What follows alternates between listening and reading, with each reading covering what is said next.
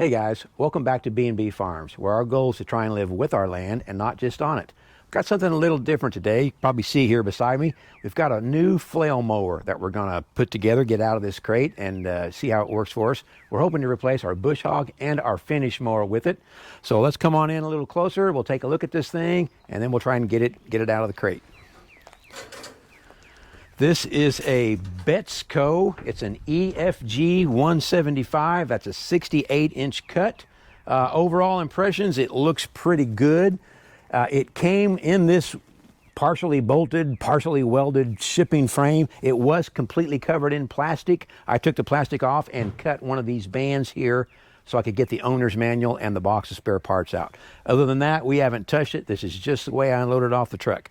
So let's get the camera set up and we'll start cutting this thing or unbolting this thing and get it out of the crate. Thanks guys, we're glad you're here. I guess first thing is to cut some of these loose parts off of here. Get that off, we'll set that right there. This drive shaft.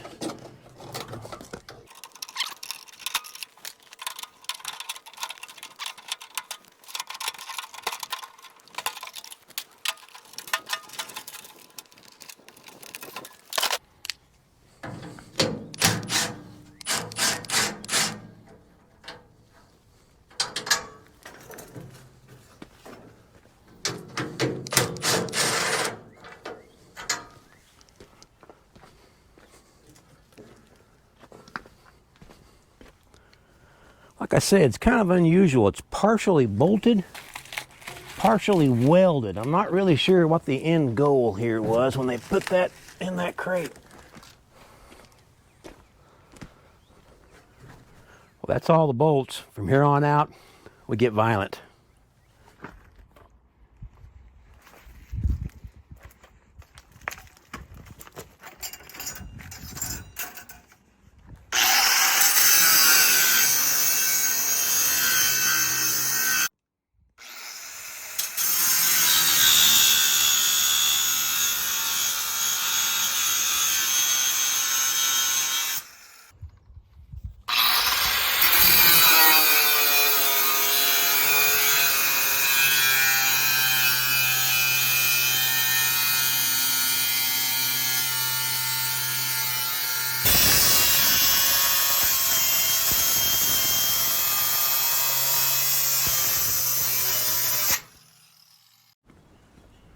I think it's loose. Let's see if we can get it up out of here.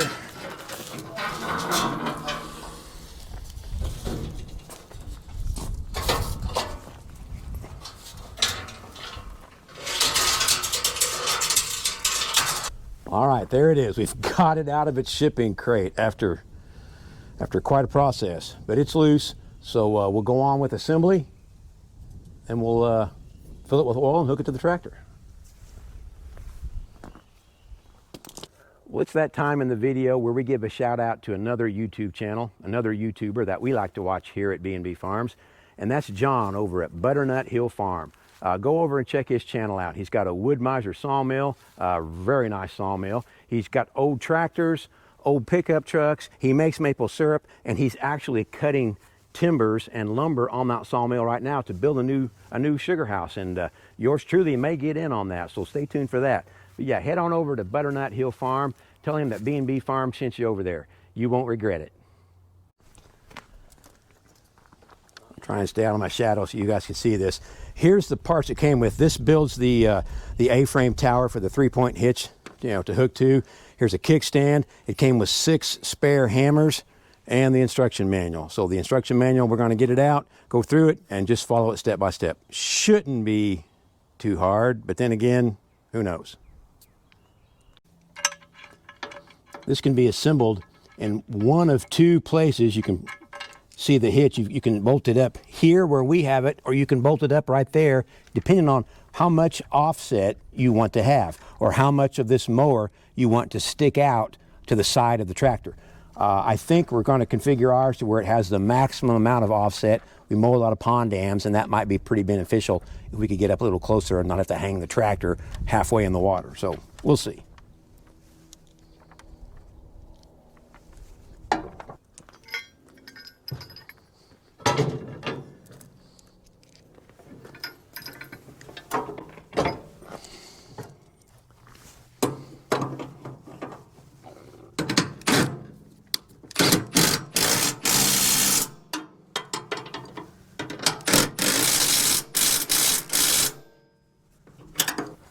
All right, so we've got the A-frame on for the 3-point hitch. Hopefully it's right, but honestly, I wouldn't bet that it doesn't need to spin 180 degrees.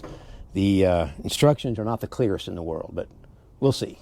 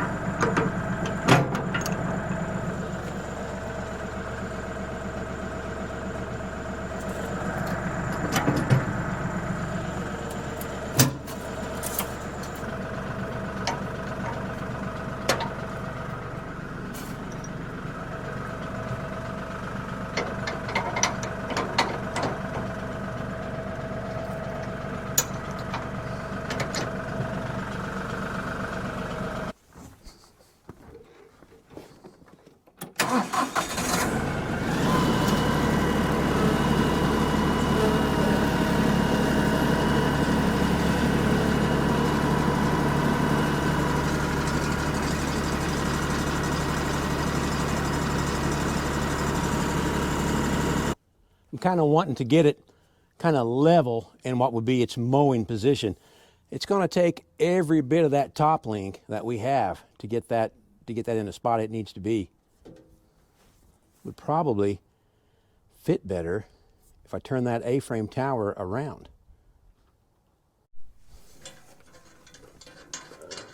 So you remember that part where I talked about I wasn't sure if this was on right or not? Well, turns out it's not. And I should have caught it right off, but I just wasn't paying attention. If you look at this piece, I don't know if we can get this on camera or not, but if you look at it, it's got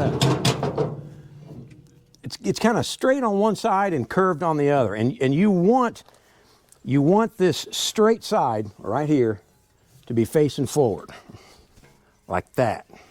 I believe this is how it's supposed to go. So we're going to try that. Hopefully, that'll help us out with our top link issues. All right.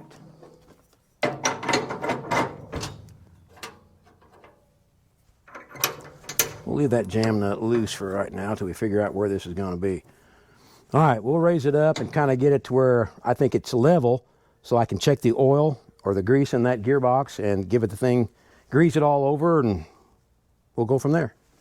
I want you guys to see something. Right here is the fill plug for the gearbox. It takes 90 weight gear oil. Down here on the side, and I hope that shows up, it's pretty dark down in there, is the plug that you check it. It's an Allen head plug. Now check this out. You can see that there's no hole to access it in this bracket right here.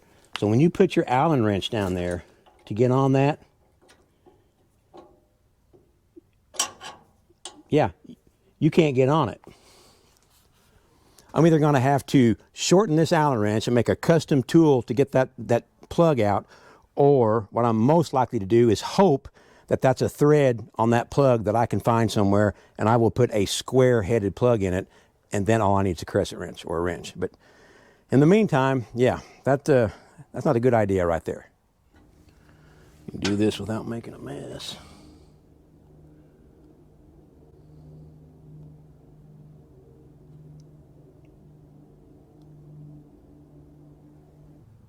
Here we go.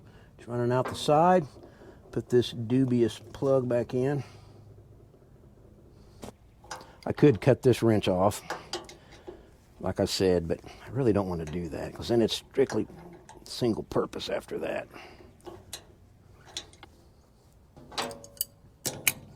This is a vented fill plug like most agricultural gearboxes. I think I noticed earlier, yeah, I believe that gearbox has an overrunning clutch built in it. So that's pretty nice. So let's get our cover on around this drive shaft, and we'll get this PTO hooked up. Okay. Now this has got a PTO guard that goes on this gearbox, or supposed to go on this gearbox. It's got two holes. It's got 4 holes for the bolts that hold the cover on the gearbox, but it's got 2 mounting holes right here that hold this, actually it goes like that, hold this cover on. They did not send bolts to bolt that on, so for right now, we're gonna leave it off. And when I go to town to get the correct fill plug, I'll pick up the metric bolts that hold this on. So I'm going to try and get this PTO shaft on here and see if it needs to be cut or if the length is going to be okay. I'll bet this isn't easy either.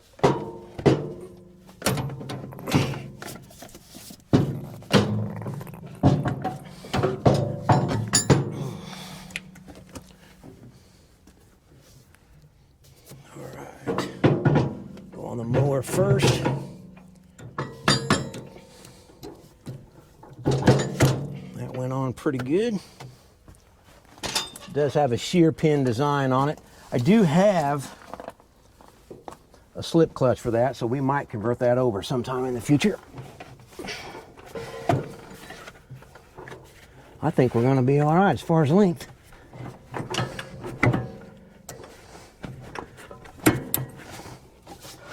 There we are. Now we want to raise it and give it a full range of motion, see if that tries to pinch or, you know, it's going to collapse because it's too short. Next, we need to check all the hardware on it, make sure everything's tight, everything's moving freely, give it a, you know, grease everything. I do want to take that belt cover off on that end over there and take a look in there, so let's do that now.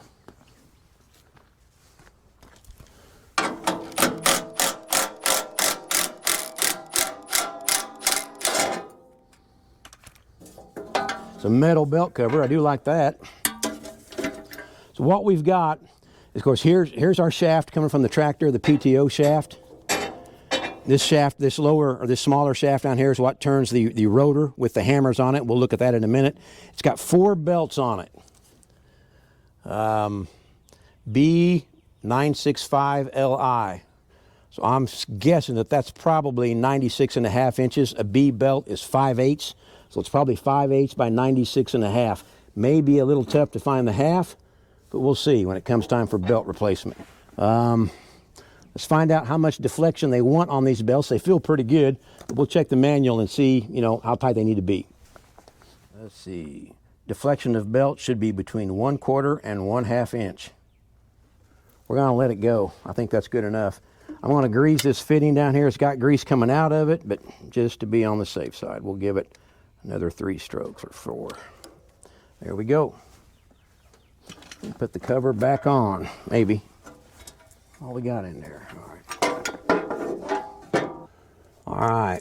Without getting all the way underneath it, what you got are these swinging, what they call hammers. You guys probably already know this, but a flail mower is available with hammers like these to cut some saplings and brush and briars and, you know, a little more heavy duty stuff. They're also available with knives, which you can use to cut just grass. Now these hammers will cut grass, but they don't do quite as fine a job as the knives do. But anyway, this rotor spins. It spins that way right there.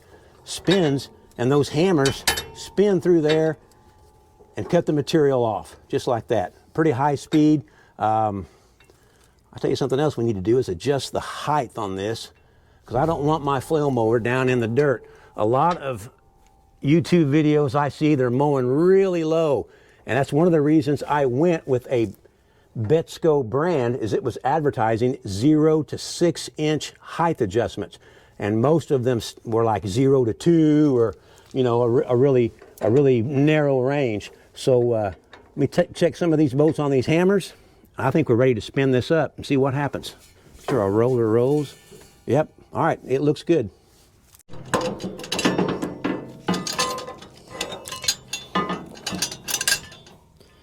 Tube shoes are heavy.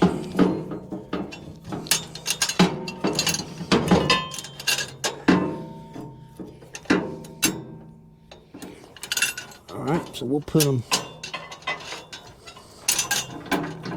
in their lowest hole.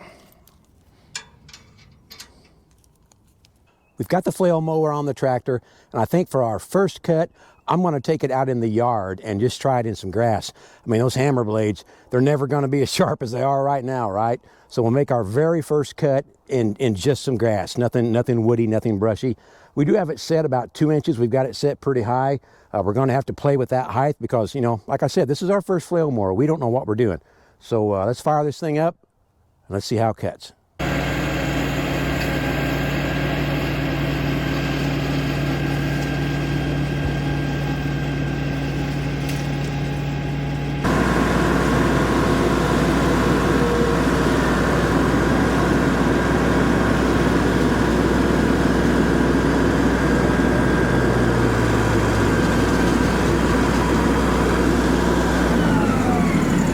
So how'd it do? Let me bring you down here to the ground. We'll take a look.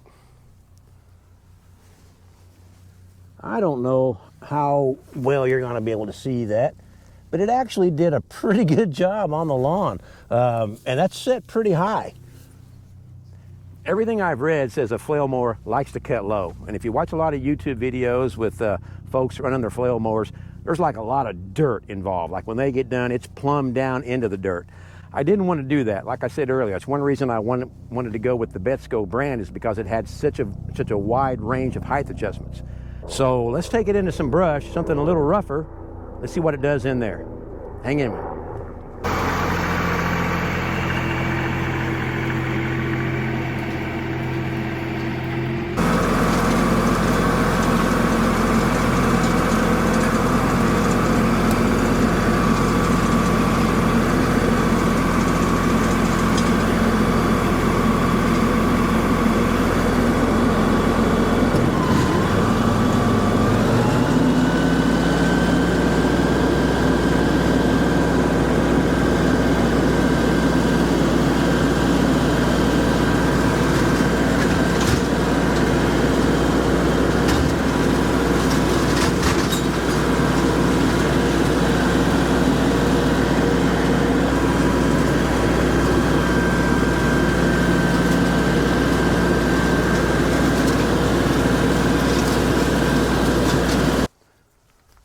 So how did we do? We got into some brush right here.